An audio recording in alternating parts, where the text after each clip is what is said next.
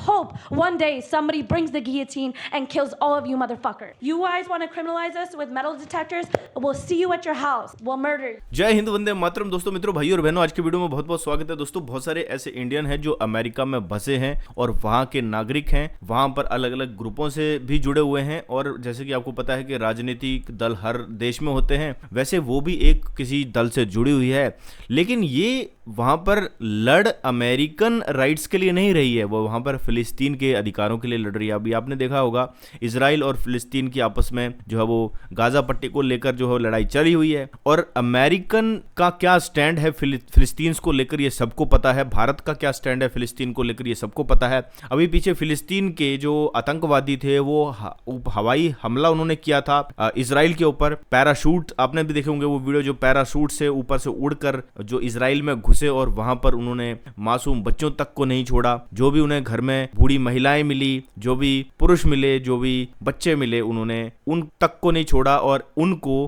कुछ लोग जो है वो प्रोटेस्टर कहते हैं, वो कहते हैं कि वो तो उनको प्रदर्शन करने का अधिकार है, फ्रीडम ऑफ स्पीच है। फ्रीडम ऑफ स्पीच एक हद तक ठीक है, लेकिन आप अपने देश के मुद्दों के लिए नहीं लड़ रहे हो, आप लड़ रहे हो इंटरनेशनल चीजों के लिए, वो भी अपने देश की सरकार से। बेकफील्ड में ये प्रो फिलिस्तीन एक्टिविस्ट है रिद्धि पटेल। वीडियो आपके लिए लेकर आया हूं डिफेंस डिटेक्टिव यूट्यूब चैनल से। लड़की आज कोर्ट में फूट फूट कर रो रही है,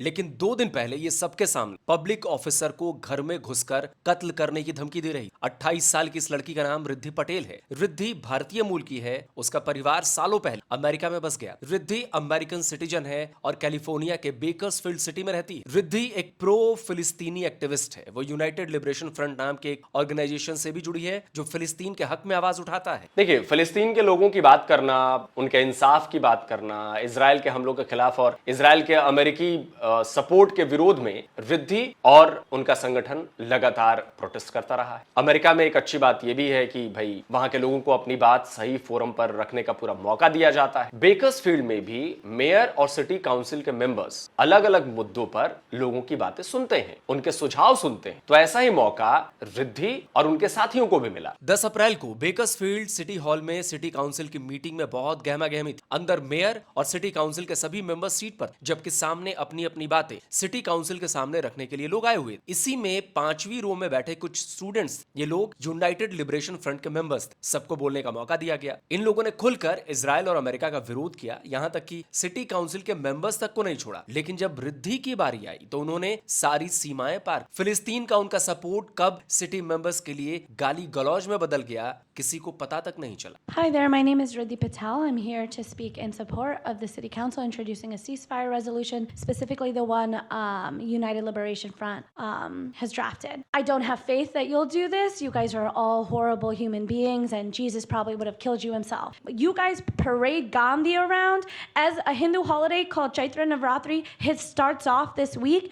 I remind you that these holidays that we practice, that other people in the global South practice, believe in violent revolution against their oppressors. And I hope one day somebody brings the guillotine and kills all of you motherfuckers. तो दोस्तों, अभी आपने सुना कि इस लड़की ने जो काउंसिल के सामने क्या चीजें बोली कि we Hindu practice Navratri these day एंड लोग गांधी के चारों बगल चक्कर लगाते हैं। इस हफ्ते जो हिंदू अवकाश चैत्र नवरात्रि शुरू हुआ है, मैं आपको याद दिलाना चाहती हूं कि इस दौरान ग्लोबल साउथ के लोग अपने ऊपर जुल्म करने वालों के खिलाफ हिंसक क्रांति करने में यकीन रखते हैं। बताओ। और इसमें ये चैत्र नवरात्रि की जो है वो भी हवाला दे रही है। तो दोस्तों, मैं आपको ये चीज बताना चाहता हूं कि नवरात्रि का मतलब हिंसक प्रदर्शन करना नहीं होता है। शायद इन लोगों की जो एजुकेशन है, इन लोगों को जो पढ़ाया सिखाया गया है, वो गलत सिखाया गया है। नवरात्रे जो है वो वहां पर हम देवी की पूजा करते हैं, उसमें हिंसक प्रदर्शन नहीं करते हैं नवरात्रों में। वो भी किसके लिए? फिलिस्तीन के लिए। फिलिस्तीन कौन है? एक इस्लामिक देश है जो इस्लाम के लिए चलता है, जो ये चाहता है कि पूरी दुनिया में इस्लाम ही का काबिज हो जाना चाहिए। नवरात्रि का वाला दे रही है, चैत्र नवरात्रि में आप हिंसक प्रदर्शन करने पर बिलीव करते हो और आप अमेरिका में हो।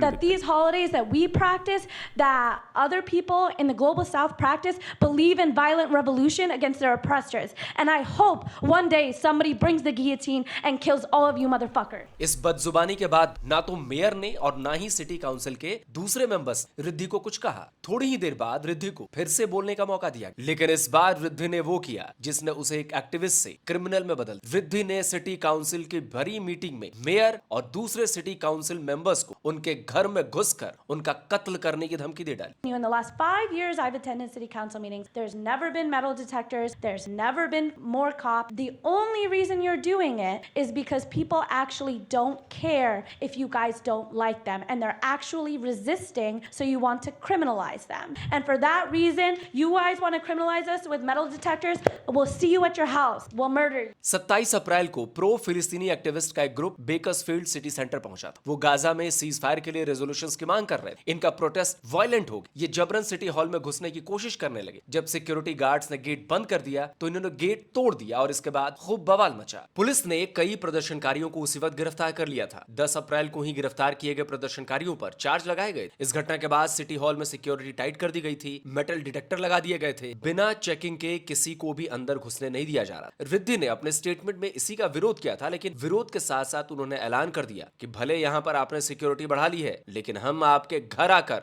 आपका कत्ल करेंगे। And for that reason, you guys want to criminalize us with metal detectors, we'll see you at your house, we'll murder you. के बाद रिद्धि अपनी सीट तक भी नहीं पहुंच पाई थी कि मेयर ने उनके बयान को धमकी करार देते हुए सिक्योरिटी पर्संस को उन्हें बाहर ले जाने का ऑर्डर दे दिया। Ms. Patel, that was a threat, what you said at the end, and so the officers are going to escort you out and take care of that. Security guards उन्हें पकड़कर meeting room से बाहर ले गए, उनके हाथों को पीछे कर हथकड़ी लगा दी। बेकर्सफील्ड के वाइस मेयर और वार्ड 2 मेंबर एंड्रे गोंजालेज ने रिद्धि के इस बर्ताव को बेहद चिंताजनक बताया। That type of a threat in that type of public setting is completely inappropriate, unproductive, and it's deeply concerning. Field now की इस हेडलाइन को देख लिखा है, सिटी काउंसिल को हत्या की धमकी देने वाली प्रदर्शनकारी पहली बार कोर्ट में पेश किया। रिद्धि को 12 अप्रैल को कैलिफोर्निया के कर्न काउंटी सुपीरियर कोर्ट में पेश किया गया। रिद्धि को उस बेकर्सफील्ड के लॉ मेकर्स को जान से मारने की धमकी देने को लेकर 18 चार्जेस लगाए गए। कोर्ट में पेशी के दौरान रिद्धि का बर्ताव पूरा बदला हुआ नजर आ रहा था। 10 अप्रैल को सिटी काउंसिल के मेंबर्स के सामने जो रिद्धि आग उगल रही थी, वो कोर्ट में गिड़गिड़ा रही थी, रो रही थी। कोर्ट में पेशी के दौरान रिद्धि फूट फूट कर रोने लगी। उसने खुद को बेकसूर बताया। कोर्ट ने $1 मिलियन के बॉन्ड पर बेल तो दे दिया, लेकिन उसे सभी 10 सिटी काउंसिल मेंबर्स के घर और सिटी हॉल से 500 यार्ड्स दूर रहने के आदेश भी दिए गए। रिद्धि सोशल मीडिया पर अक्सर बेकर्सफील्ड के मेयर के बारे में अनाप शनाप पोस्ट करती है। इतना ही नहीं, रिद्धि भारत को लेकर भी अक्सर सोशल मीडिया में लिखा करती है, लेकिन उनके स्टेटमेंट्स बहुत ही आपत्तिजनक होते हैं। वो प्राइम मिनिस्टर नरेंद्र मोदी के बारे में सीधे सीधे अपशब्द लिखती हैं। इतना ही नहीं, वो निक्की हेली, बॉबी जिंदल को भी गालियां देती रहती। 28 साल की एक लड़की फिलिस्तीन का सपोर्ट करते करते एक क्रिमिनल बन गई। ये लड़की फ्रीडम ऑफ एक्सप्रेशन और एनार्की का अंतर नहीं समझ सकती, अभिव्यक्ति की आजादी का अर्थ नहीं समझ सकती। लेकिन आपको यह भी बता दूं कि रिद्धि जिस ऑर्गेनाइजेशन से जुड़ी है, जिस यूनाइटेड लिबरेशन फ्रंट का झंडा लेकर फिलिस्तीन की आजादी की बात कर रही है, उस ऑर्गेनाइजेशन ने रिद्धि के इस हत्या वाले बयान का विरोध किया है। संस्था ने स्टेटमेंट जारी कर न केवल रिद्धि के बयान को कंडेम किया, बल्कि उसे पल्ला भी झाड़ लिया। तो दोस्तों आपने देखा है सारा मामला कैसे ये जो रिद्धि पटेल है, इसने वहां पर धमकियां दी ऑफिसर्स को प्रोटेस्ट करने के नाम पर। भारत में भी ऐसा जब होता है कि यहाँ पर भी पब्लिक प्रॉपर्टी को तोड़ दिया जाता है, कहीं पर अगर बाहर कहीं कुछ होता है, फ्रांस में कुछ होता है और भारत में यहाँ पर जो पब्लिक प्रॉपर्टी को तोड़ा जाता है, प्रोटेस्ट किया जाता है, तो उससे फिर भारत की जब पुलिस निपटती है तो लोग फिर पुलिस को गालियां देते हैं। वैसा ही मामला वहां पर है। वहां पर मेटल डिटेक्टर लगाए गए उन प्रोटेस्टर को रोकने के लिए, क्योंकि वो तोड़फोड़ कर रहे थे, तो उसका भी विरोध किया कि तुमने मेटल डिटेक्टर क्यों लगाए हैं, और ये मेटल डिटेक्टर तुमने लगाए हैं ना, तुम लगा लो, हम तुम्हारे घर में घुसेंगे और तुम्हें मर्डर कर देंगे। भाई साहब, ऐसी बातें करना पब्लिक में और कानून व्यवस्था को ही चैलेंज करना और पुलिस वालों के अगेंस्ट में ही ऐसी धमकियां देना, ये जो है वो प्रोटेस्ट का एक नेक्स्ट लेवल है और ऐसी चीज़ को बिल्कुल भी सपोर्ट नहीं किया जा सकता। कट्टरवाद को बिल्कुल भी सपोर्ट नहीं किया जा सकता। फिलिस्तीन शांतिपूर्ण प्रदर्शन करता तो पूरी दुनिया उसका सपोर्ट करती, लेकिन उसने शांतिपूर्ण प्रदर्शन नहीं करा। रेडिकलाइजेशन, कट्टरवाद और लोगों को मारना, ऐसा कौन सा प्रोटेस्ट होता है जिसमें आप पब्लिक प्रॉपर्टी को तोड़ रहे हो, आप लोगों को मार रहे हो? ऐसे प्रोटेस्ट से बचना चाहिए। ऐसे संगठनों से अगर कोई जुड़ा है तो उस संगठनों से जुड़ने से भी बचना चाहिए जो कि इन सब चीजों का सपोर्ट करते हैं। दोस्तों, आपने ये सारा वीडियो देखा, एक हिंदू महिला एक माइंड वॉश हाउस्ड लड़की भारत से बाहर रहती है, उनको सब लोग यही बोलते होंगे ये इंडियन अमेरिकन है। तो कहीं ना कहीं इंडिया का भी नाम खराब होता है इसमें। फिलिस्तीन का समर्थन, भारत में भी बहुत सारे लोग हैं जो फिलिस्तीन का समर्थन कर रहे हैं, जबकि सबको पता है कि फिलिस्तीन एक कट्टरपंथियों का एक देश है, वहां पर शांतिपूर्ण चीजें नहीं है। अगर इजराइल ने कुछ किया या फिलिस्तीन ने कुछ किया, जिससे कि सबसे पहले होते हैं दो देशों की लड़ाई है, और जैसे भारत पाकिस्तान की लड़ाई होती है तो यहाँ पर वो फूल तो बरसाता नहीं है, लेकिन सोचना ही होता है कि पहला अटैक किसने किया है और क्या किया है। जैसे कि हमारे देश की भी ऐसी चीज है कि अगर हमारे देश के ऊपर आतंकवादी हमला होता है तो अब तो हमारी सरकार ऐसी है कि बोलते हैं घर में घुस के मारेंगे, तो इजराइल भी वैसे ही कर रहा है, घर में घुस के मार रहा है। वो गलत नहीं है, अपने देश को प्रोटेक्ट करना वो गलत नहीं है, लेकिन पहला अटैक किसने किया ये चीज सोची जाती है, किस वजह से किया, और अटैक करने के बाद लोगों को मारा। तो फिलिस्तीन का समर्थन करना यहाँ बिल्कुल भी सही नहीं है, और वो भी रिद्धि पटेल जैसी लड़कियों को जो कि वहां पर रह रही हैं, क्योंकि इनका माइंड वॉश कर दिया गया। और जिस संगठन से जुड़ी थी उसने भी पल्ला झाड़ लिया कि नहीं हम इसके बयान का बिल्कुल भी समर्थन नहीं करते हैं। तो भैया आप जेल में रहो, हथकड़ी लग चुकी है। ऐसे लोगों को यही सबक मिलना चाहिए। आप इस बारे में क्या सोचते हो दोस्तों, कमेंट बॉक्स में जरूर बताइए। ऐसी वीडियो चैनल पर लेकर आता रहूंगा, मिलूंगा नेक्स्ट वीडियो में। तब तक दोस्तों जय हिंद, वंदे मातरम।